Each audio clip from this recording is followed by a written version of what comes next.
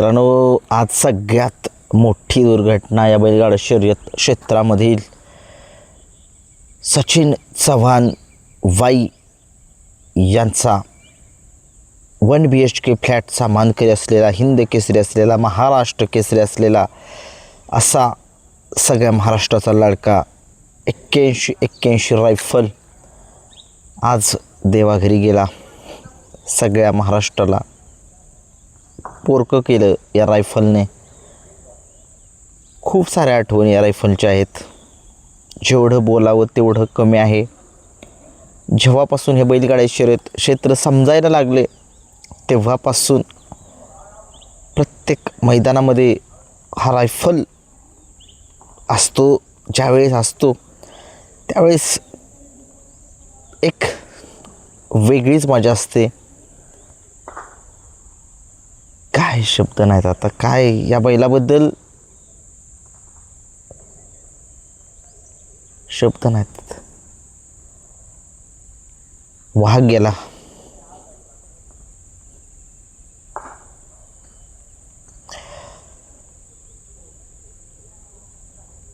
वाघ गेला आज. ज्या बैलाने अखंड महाराष्ट्रामध्ये त्याच्या पळण्याने मालकाचं नाव संबंध महाराष्ट्रामध्ये केलं असा रायफल.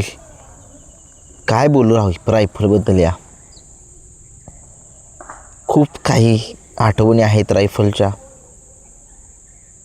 सुरुवात एक रायफलची करून देतो तुम्हाला मी. 1 BHK फ्लॅटचा मानकरी कळंबीचा शंभू आणि तो कासेगावला मैदान झालं होतं 2 वर्षापूर्वी. त्या मैदानामध्ये या दोघांनी फ्लॅट जिंकलेला होता कासेगावच्या मैदानामध्ये. आणि तिथून त्याला मोठ्या मैदानाचा मोठा वस्ताज असं नाव सगळ्या महाराष्ट्राने दिलं, समालोचकांनी दिलं, त्याच्या फॅन्सनी दिलं, गाडा मालकांनी दिलं. कारण की मोठ्या मैदानाचा मोठा वस्ताज म्हणजे नक्की काय. जिथं कुठे ठिकाणी ज्या ठिकाणी मैदान असेल मोठं त्या ठिकाणी फायनलला राहणारच आनंदी. त्याच्यामुळे त्याचं नाव मोठ्या मैदानाचा मोठा वस्ताज रायफल 81 स्वप्नच राहिलं. स्वप्नच राहिलं बकासूरसोबत पाळण्याचं. सगळ्या महाराष्ट्राला जोडी बघायची होती आणि ही जोडी आज नाही उद्या पाळणार होती. माझे जुने व्हिडिओ तुम्ही कधीही जाऊन बघा. त्या ठिकाणी मी वारंवार उल्लेख केला आहे, बकासूर रायफल लवकरच पळावा, बकासूर रायफल लवकरच पळावा. मामाने सुद्धा सांगितलं होतं रायफल सोबत पाळणार, आज नाही उद्या लवकर पाळणार. परंतु स्वप्नच राहिलं रायफलचं. खूप साऱ्या आठवणी या रायफलने करून दिल्यात. आठवणीतलं मैदान रायफलचं एकच आहे. कुणाला माहीत असेल कुणाला माहीत नसेल,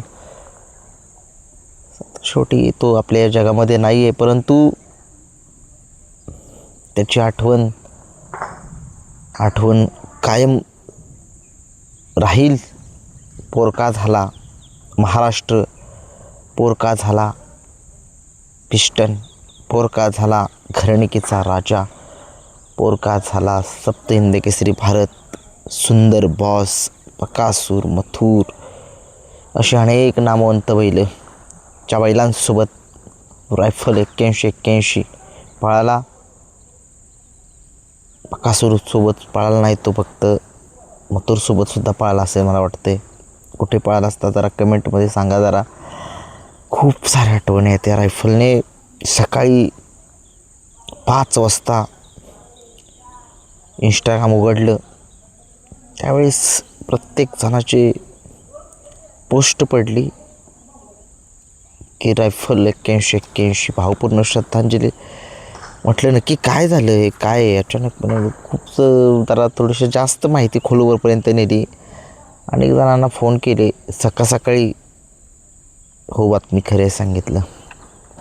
आता त्याची बातमी खरी कशामुळे आहे त्या मालकाने सांगितलेलंच आहे, तरीही पुन्हा एकदा सांगतो. कासेगावचं मैदान होतं. त्या कासेगावच्या मैदानामध्ये उन्हाचा तडाखा खूप होता. 40 ते 45 डिग्री सेल्सिअस म्हणजे दुबईमध्ये जे तापमान असतं त्या तापमान त्या ठिकाणी होते कासेगावला. त्या उन्हामध्ये रायफल पळाला होता गटाला हार झाली होती.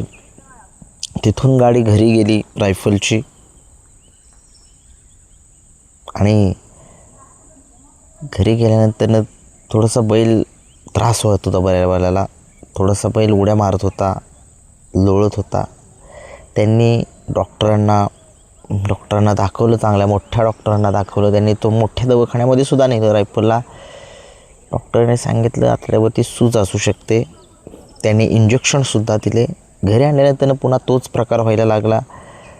पुन्हा डॉक्टरांची टीम जी आहे ती बोलवली, इंजेक्शन वगैरे दिले रायफलला. परंतु शेवटी हे बघा, सगळ्यांना या जगातून जायचं आहे. तो एक नियतीचा खेळ म्हणावा लागेल. नियतीचा खेळ म्हणजे जो आवडी सर्वांना तोच आवडी देवाला. रायफलचं आयुष्यच तेवढं होतं म्हणायचं आणि आता पुढे जायचं.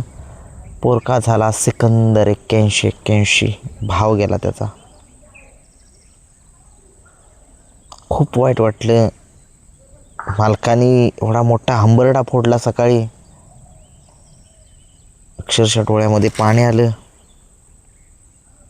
रायफल उठ, तुला बघण्यासाठी किती पब्लिक आले, तुझ्यासाठी किती लोक आलेत.